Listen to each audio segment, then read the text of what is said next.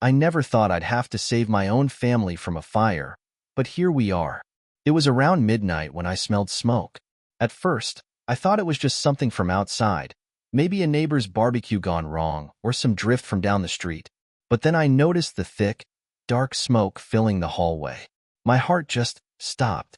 My wife, Emily, and our little girl, Sarah, were asleep in their rooms, and without thinking, I rushed in to wake them. I don't even remember shouting, but somehow I got them both up, one arm around each of them, guiding them through the house as the smoke thickened. I could feel the heat on my skin as we stumbled out into the cool night air, coughing and gasping.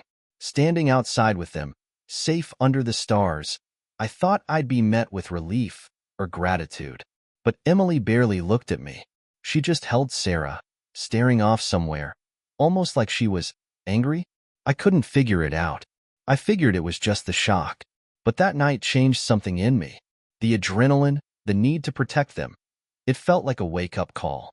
Little did I know, though, that it was only the beginning of things unraveling.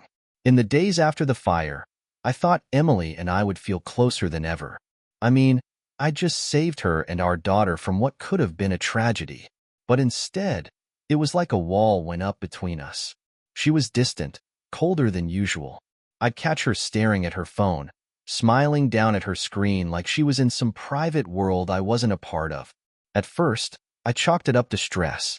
I mean, going through a fire in your own home isn't something you just get over, right?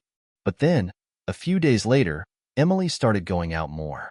She said she was staying late at work, had girls' nights that I'd never heard about before, or needed space to process things on her own. Each time, I tried to play it cool, told myself I was being paranoid. But that nagging feeling in my gut just wouldn't quit. One night, around 11, she said she was heading to the store to pick up a few things. I didn't think much of it at first.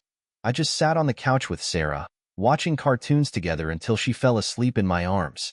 But as the hours ticked by, that feeling kept growing. Midnight came, then 1 in the morning. I sent her a couple of texts, but they went unanswered. When she finally rolled in at 2, she looked exhausted. Long line at the store? I asked, half joking, trying to keep it light. But instead of laughing, she shot me this look like I just accused her of something awful. "Why do you always have to question me?" she snapped, brushing past me like I was some stranger she'd barely tolerate. That night, lying awake alone, I started to wonder if maybe there was more to her absences than just space. And I had a feeling that, sooner or later, I'd have to find out. After that night, things only got weirder. Emily started guarding her phone like it held the secrets of the universe. She used to leave it on the kitchen counter, but now it was glued to her hand or tucked in her purse, locked up tighter than Fort Knox. I'd hear her giggling to herself sometimes, typing away, and then she'd see me watching and suddenly go silent. One afternoon, I got home a little earlier than usual. The house was quiet, and Emily was out, probably at one of her so-called appointments. But her phone was on the kitchen counter, plugged in, right where she used to leave it. I knew it was wrong, but something in me just broke. My hands were shaking as I picked it up and unlocked it. Her password hadn't changed. I guess she thought I'd never look. My heart nearly stopped when I saw the messages. There were dozens of them, all from someone named Nick. Some were short, flirty texts like, "Can't wait to see you tonight, smiling face with smiling eyes," or "Last night was incredible." But there were others, things no husband wants to read. She talked about their connection, how he made her feel alive. There were even messages about sneaking out of the house after I'd fallen asleep to meet him. I could barely see straight. I felt sick, angry, humiliated all at once. But instead of confronting her right then and there, I took screenshots. I didn't know why. Maybe because I wanted proof, something solid to keep me from doubting myself later. That night, Emily came home, acting like everything was normal. She even kissed me on the cheek, asking if I'd mind putting Sarah to bed while she unwinds. I wanted to scream at her, to throw those screenshots in her face and demand to know why. But I didn't. Instead, I just nodded, tucking Sarah in and staying by her side until she fell asleep, feeling like my world was starting to collapse. And I knew, without a doubt, that this was only the beginning. I barely slept that night. Every time I closed my eyes, I saw those texts. Emily's lies, her sneaking around. It all ran through my head on a loop. But by morning, my shock turned into something else. A cold, clear determination. I knew I had to confront her, but not until I was ready. For the next few days, I kept things calm. I'd smile when I saw her, act normal, like I didn't know anything. I wanted her to think everything was fine. I wanted her to let her guard down. And, as if on cue, she kept up her little charade, sending work late texts and smiling at her phone like some love-struck teenager. Then one evening, Emily said she'd be out late again. Some girls' night that she swore she couldn't miss. But I had other plans. I told her I'd take care of Sarah and she could just go relax and enjoy herself. She seemed almost relieved. She gave me a quick peck on the cheek and rushed out the door, leaving me alone with the house, her empty wine glass, and that nauseating feeling that wouldn't go away. I waited a few minutes, then called up a friend of mine, Jake. Jake and I go way back. He's the kind of guy who'll have your back no matter what. He knew something was off from the second I picked up the phone, and when I told him what I'd found, he didn't hesitate. "Let's go see where she's really headed," he said. We hopped in his truck and tailed her from a distance.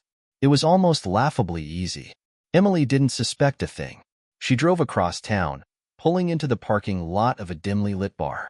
I watched as she got out and walked right into the arms of a tall guy I didn't recognize, probably Nick. They hugged, laughed, and walked inside together like they'd been doing it forever. Seeing it with my own eyes felt different. Anger doesn't even cover it. It was like the ground had shifted, like everything I thought I knew about her, about us, was a lie. I wanted to march right in there, make a scene, demand answers. But Jake held me back. "Think this through, man," he said. "Do you really want her to know you're onto her? Not yet. Not like this." And so we drove back home, me stewing in silence the whole way. I realized Jake was right. I didn't just want an answer from her. I wanted the whole, ugly truth. The next morning, I woke up with a plan. If Emily was going to keep sneaking around, then I was going to give her enough rope to hang herself. I knew I couldn't confront her without knowing every last detail, how long this had been going on, if she'd been lying to me from the beginning, and exactly what this guy meant to her. I didn't just want her to confess. I wanted her to have no choice but to confess. So, I acted like nothing was wrong. Every day, I got up, made coffee, packed Sarah's lunch, went to work, and came home as if we were the same happy family. But behind the scenes, I was collecting evidence. I started checking her phone when she'd leave it lying around, finding even more texts, more late-night plans with Nick. I saved every screenshot, every incriminating message. The things she said about me, about our life. I'll spare you the details, but it was brutal. Then, one night, I got what I needed to put my plan in motion. Emily was out with friends again, and her phone started buzzing on the counter. It was a text from Nick. "Can't wait to see you this weekend, beautiful. That little place in the mountains is perfect for us." A weekend away. That was the last straw. While she was out, I booked myself a hotel room for that weekend in the next town over.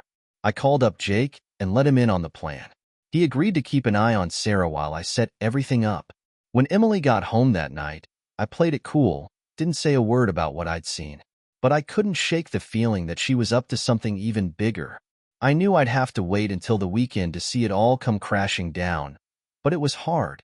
Every smile she gave me, every "I love you," felt like a dagger, knowing what she was planning behind my back. By Friday night, I was ready. Bags packed, hotel reservation confirmed. I kissed Sarah goodbye, told her I'd be back soon, and let Jake know he was on standby. The trap was set. All that was left was for Emily to walk right into it. The weekend finally came, and I had to bite my tongue to keep from confronting Emily early. She had no idea what was coming. She kissed me goodbye Friday morning, as usual, telling me she'd be back late. I watched her drive off, my heart racing, knowing I was about to see the whole ugly truth laid bare. I got to the hotel and checked in, trying to stay calm. I kept telling myself, just stick to the plan. I wasn't even sure what I'd do when I finally had her cornered. Would I break down? Would I scream? Or would I just let her talk herself into a hole so deep she couldn't lie her way out? I had no idea, but I wasn't backing down. Not this time. Saturday came and went, and I spent most of the day pacing around my hotel room. My phone kept buzzing with updates from Jake, who was hanging out with Sarah. Everything seemed fine at home, but I couldn't shake the feeling something was happening that I couldn't see. Emily wasn't answering her phone or texting back, just like I knew she wouldn't be. I could feel her slipping further and further away. Then, around 8 p.m., I saw the first sign. Nick texted Emily. It was brief. "I'm here, ready when you are." I felt my stomach drop. I grabbed my keys and rushed out the door. I didn't know what I was expecting, but I knew one thing. I had to see it with my own eyes. I had to know everything. When I reached the cabin, just outside the city, I parked in a nearby lot and waited. My heart was thundering in my chest, my hands gripping the wheel so tight my knuckles were white. I could feel the anticipation building, like something big was about to happen, like the air itself was thick with tension. And then, around 9:30 p.m., I saw her car pull up. My wife. The woman I'd been married to for 6 years. She got out of the car with Nick, laughing as she looped her arm around his. They walked up to the door of the cabin, and that's when it hit me. This was the real Emily. The one I didn't know. The one who had been lying to me for God knows how long. The one who had been sneaking around, betraying everything we'd built. I sat there, my chest tight, trying to hold back the urge to drive up there, barge in, and confront them both right then and there. But I didn't. I stayed still, watching them disappear into the cabin, not knowing what I was going to do next, but knowing I couldn't keep pretending. I don't know how long I sat there, parked in that damn lot, staring at the cabin. Time felt like it had stopped, each minute dragging by slower than the last. I was frozen, numb, barely able to breathe, knowing that the woman I loved was inside that cabin with another man, laughing, probably touching him in ways she used to touch me. It felt like the world was crumbling around me, and all I could do was watch. I kept trying to convince myself that maybe I was jumping to conclusions, that I should just let it go and walk away. But deep down, I knew. I knew the truth. My heart was shattered, but my mind was screaming for answers. After what felt like an eternity, I saw the lights flicker on inside the cabin. Then, I saw the silhouette of Emily through the window. She and Nick were standing close to each other, talking, too far for me to hear, but close enough for me to see the way they were looking at each other. Her face was lit up with that smile, the one I hadn't seen in weeks, the one I hadn't realized I missed until that moment. The fury inside me exploded. I couldn't sit there anymore. I couldn't let her get away with it. I turned the car on and drove up to the cabin, each bump of the gravel road driving me closer to the confrontation I'd been avoiding, but now knew was inevitable. When I parked just outside the cabin, I took a deep breath. I checked my phone again. Nothing from Emily, of course. She probably wasn't even thinking about me, not when Nick was around. I wanted to throw my phone across the parking lot, but I didn't. I stayed calm. I had to. I walked up to the front door, my heart pounding so hard I thought it might burst through my chest. For a split second, I hesitated. Should I knock? Should I just barge in? I wasn't sure how to handle it. How do you handle something like this? But before I could make up my mind, I heard Emily's voice, soft and muffled, coming from the other side of the door. She was laughing, and then I heard something else. A man's voice, Nick's voice, low, too casual. "You sure he doesn't know? You said you'd be alone." My stomach flipped. I didn't know if I wanted to scream or punch something, but my body moved before I could think. I grabbed the door handle, twisted it, and swung it open with everything I had. And there they were. Emily and Nick stood frozen in the entryway, her face going pale the second she saw me. Nick's expression was a mix of shock and confusion, like he couldn't believe I was standing there. Emily's lips parted, but no words came out for a moment. Then she snapped out of it. "Oh my God!"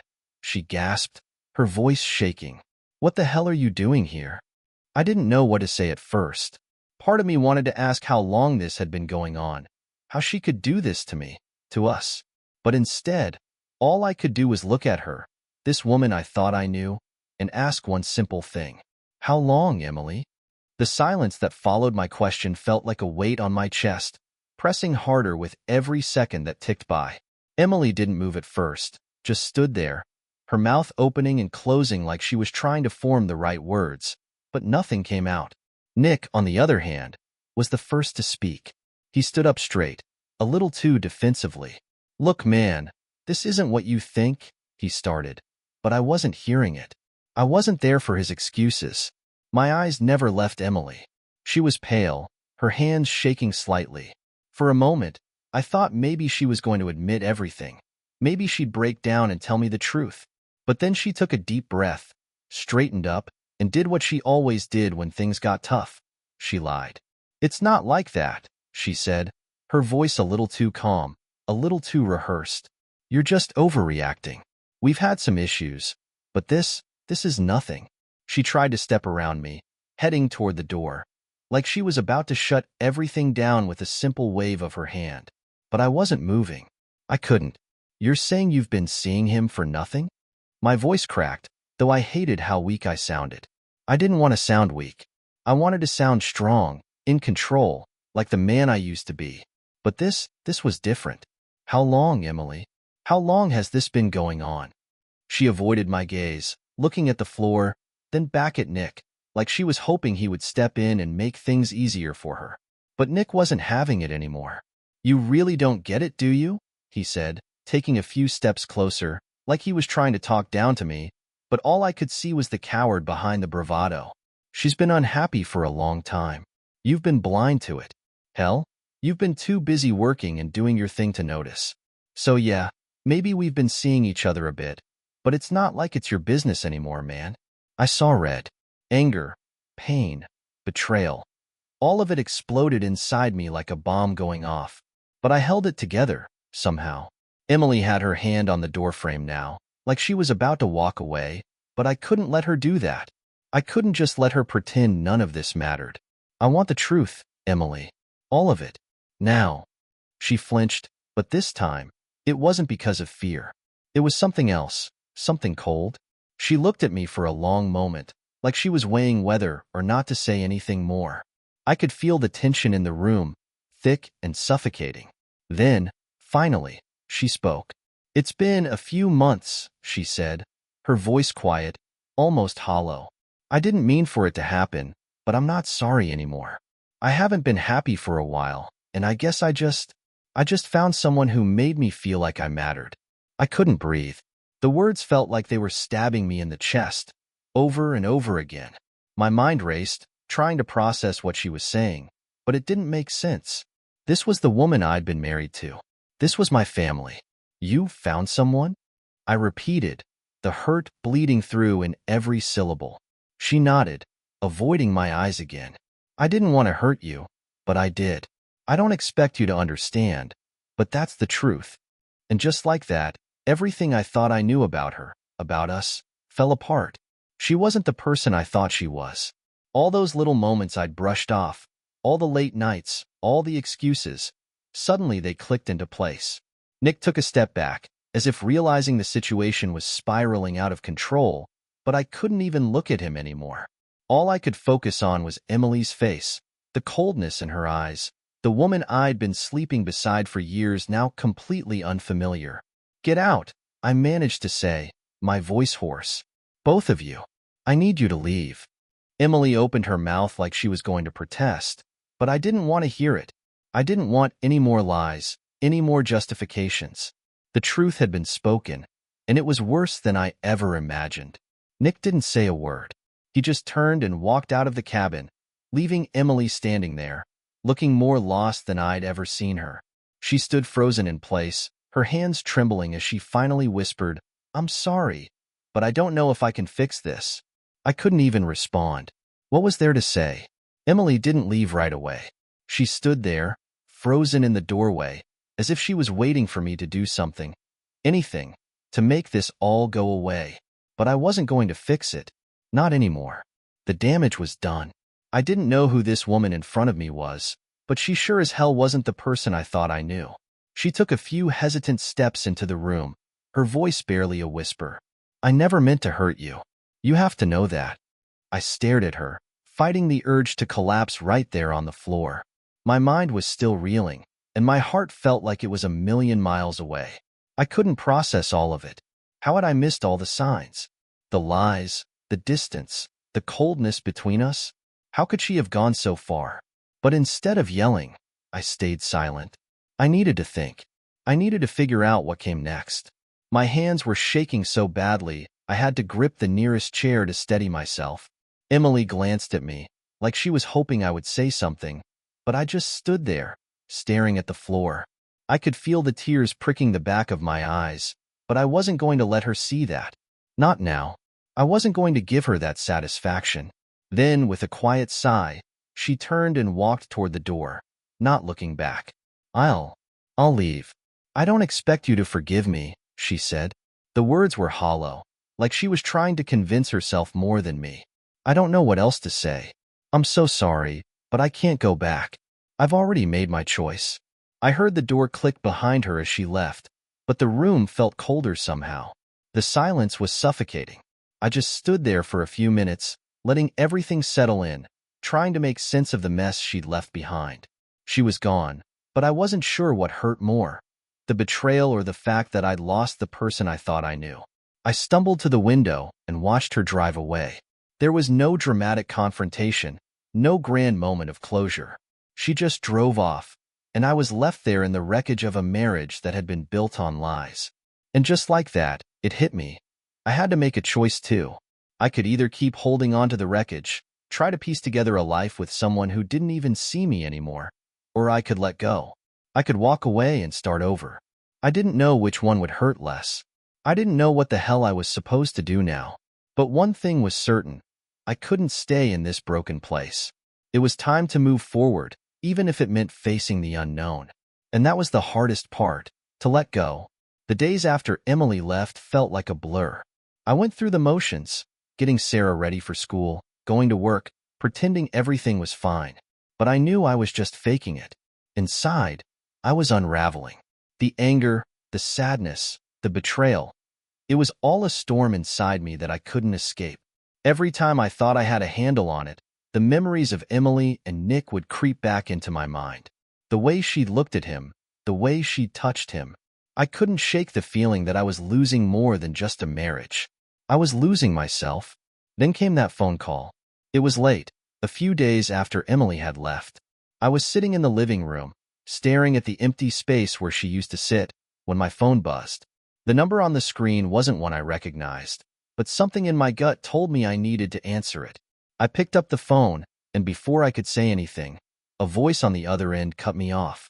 "Hey, it's Jake. I need to tell you something." I froze. Jake? My best friend? We had talked a few times since everything had gone down, but nothing too serious. Just casual check-ins. Nothing that made me think he had anything else to say. But his voice? It was different, serious, almost urgent. "Something's wrong," he said. "Something big. I don't know how to tell you this, but I've been digging, man. I found something about Nick." I felt my blood run cold. Nick? What now? After everything that had already happened, I wasn't sure I could handle anything more. "What the hell are you talking about, Jake?" I asked, my voice low and tight with frustration. "Just listen to me, all right?" Jake insisted. "Nick's not who you think he is. I've been looking into him, and I found out some stuff that, well, you're not going to like it, but you need to know." I felt a knot form in my stomach. What could be worse than what had already happened? Emily's betrayal was one thing, but this felt like it could break everything wide open. I held my breath, waiting for Jake to explain. He didn't waste any time. "Nick's married," he said, his words hitting me like a punch to the gut. "I found out today. He's got a wife, has had one for years. And guess what? They've got kids. A whole family." The words echoed in my mind. Married? Kids? I could barely comprehend it. Wait, what are you talking about?" I stammered. "Emily knew this?" Jake was quiet for a moment, then sighed. "I don't know for sure, man, but I don't think she did. She might have just been caught up in whatever the hell was going on with him, but it's not good. The whole thing, it's messed up." I was in a daze, trying to process what I was hearing. Emily, my wife, had been with someone else, someone who was already married? I couldn't breathe. The weight of this new betrayal was heavier than anything I had imagined. My mind was racing, spinning in every direction, but there was only one thought that kept crashing through the chaos. Why didn't she tell me?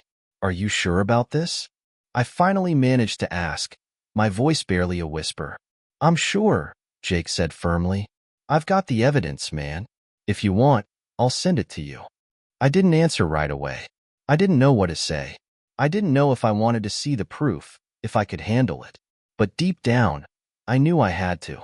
I needed to know everything, every detail. This wasn't just about Emily anymore.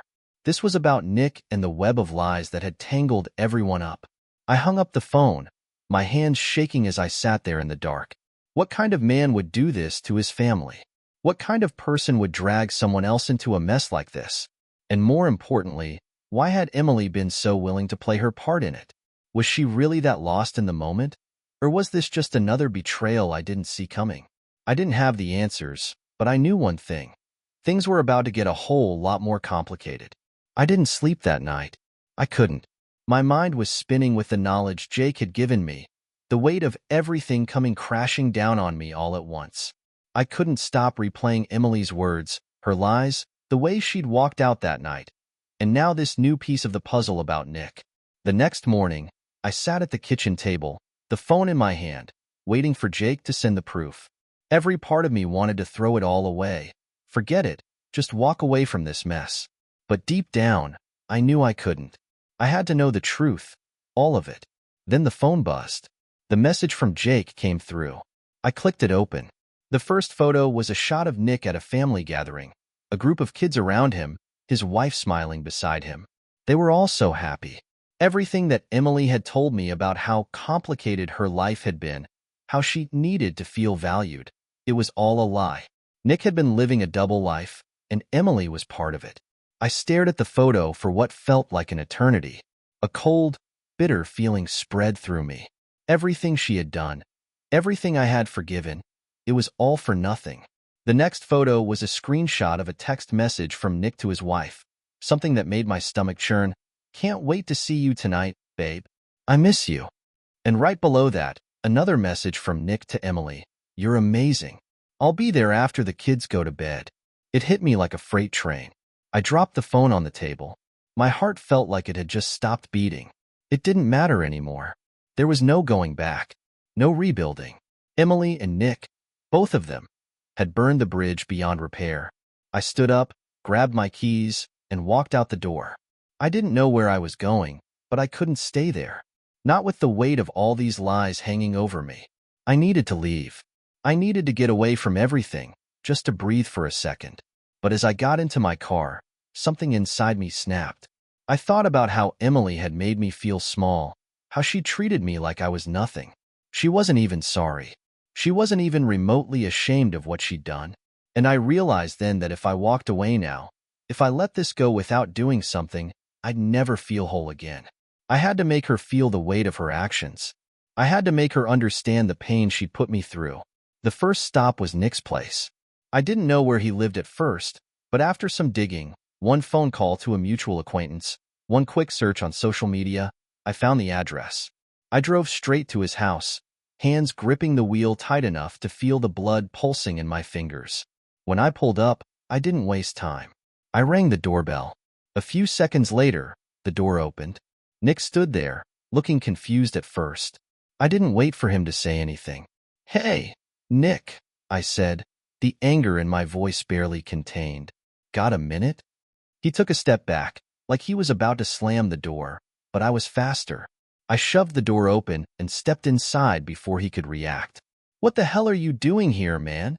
He demanded, but I was already looking around, scanning the house, trying to figure out how deep this rabbit hole went. It was a nice house, nothing too extravagant, but comfortable, family-oriented. I could practically hear the laughter of his wife and kids echoing in my head, and it made my blood boil even more. I want you to know something, I said, stepping closer to him. You've got a nice little setup here. Family, kids, wife. But you're not as slick as you think you are. I know about you and Emily. I know about your secret life. Nick's face went pale, and for the first time, I saw genuine fear in his eyes. But I wasn't done. And here's the thing, buddy, I continued, the words spilling out before I could stop them. I'm not here to talk. I'm here to make sure you understand what happens when you mess with the wrong person. I pulled out my phone and showed him the texts. His eyes widened when he saw the proof. You don't understand. Nick stammered, his bravado quickly disappearing. I didn't give him the chance to finish. You want to know what the real kicker is? I said, stepping even closer, so close I could see the sweat forming on his forehead. Emily? She's not even the first one. You've done this before. You've been doing it for years. The fact that you think I didn't know, that you could just show up with her like nothing happened, well, that's the part I'm going to enjoy most. I turned and walked toward the door, leaving Nick standing there, too stunned to move. I knew what I had to do next. I pulled my phone out again and sent Emily a simple message. You and Nick make a great couple. Too bad I found out about his other life before you did. Enjoy it while it lasts. Then, I drove home. I didn't know what was going to happen next. I didn't know if Emily would come crawling back, or if Nick would try to explain himself. But in that moment, I didn't care. The truth was out there now. Everything had come crashing down, and the only thing left to do was sit back and watch the fallout. And just like that, the story ended.